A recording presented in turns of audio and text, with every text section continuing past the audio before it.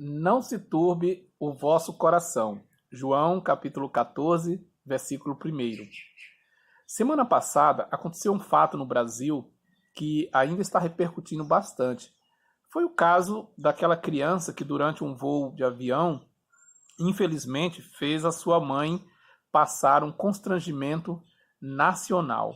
A criança cismou que tinha que sentar na poltrona do lado da janela do avião.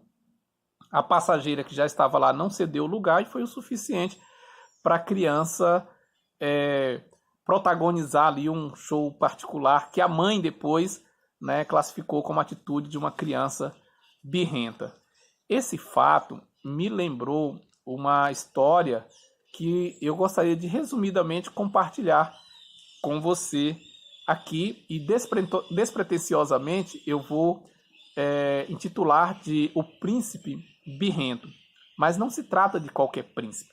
De acordo com a fonte que nos traz essa informação, tratava-se do príncipe, do homem mais bonito do reino, né?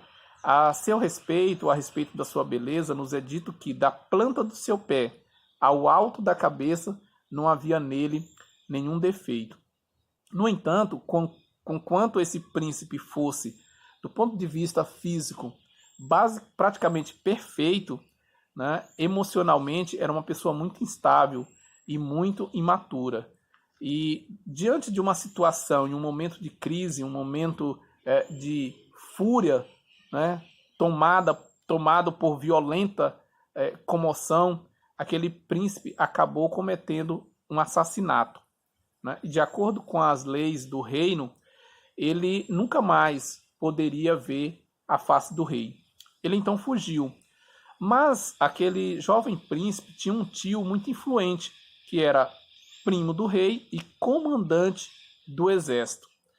Depois de algum tempo, o tio, usando da sua influência, trouxe o príncipe de volta para a capital do reino. Passaram-se 2 anos, diz a história, e o príncipe então decidiu que era hora de rever o seu pai, ainda que isso lhe custasse a vida. Ele então enviou alguns mensageiros ao seu tio, pedindo que ele viesse falar com ele. Porém, o tio, conhecendo as leis do reino e o temperamento do seu sobrinho, preferiu ignorar. O sobrinho, o príncipe birrento, que não admitia ser contrariado, não sabia ouvir não, tomou uma atitude. Chamou alguns dos seus servos e determinou que eles tocassem fogo em uma plantação de cevada do seu tio. Diante dessa atitude, digamos, nada diplomática, o tio resolveu ir falar com seu sobrinho. Provavelmente deve ter pesado também para essa decisão o fato do tio ter lembrado do assassinato que o jovem príncipe havia cometido. Afinal de contas, não foi qualquer assassinato.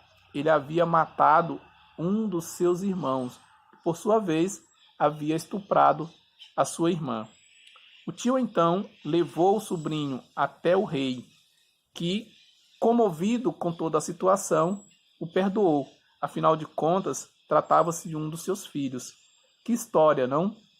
Mas ela não acaba aqui. Bem que poderíamos dizer que teve, digamos, um final feliz. Mas aquele jovem príncipe, agora livre e perdoado pelo rei, tramou algo mais ousado ainda. Ele arquitetou um golpe de Estado contra o próprio pai. Isso mesmo.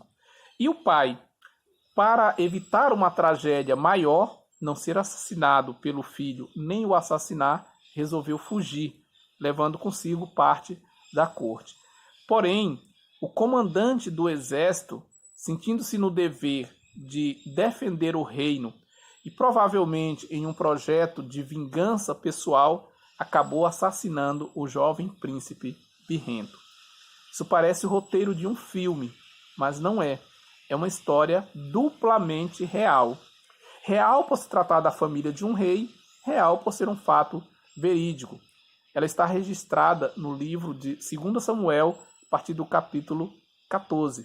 É a história de parte da vida do rei Davi, o grande rei de Israel, e um de seus filhos, o jovem príncipe Absalão. Voltando ao caso da criança no avião, eu me reservo o direito de não fazer aqui nenhuma crítica àquela mãe. No meu entendimento, o constrangimento que ela passou e que ela ainda está passando já se sobrepuja a qualquer crítica, né? Me resta apenas me solidarizar com ela, né? E pedir, né, a Deus que continue a abençoar todos os pais e todas as mães que têm essa tarefa tão nobre, porém tão desafiadora, no meu entendimento, mais desafiadora do que o rei no seu trono.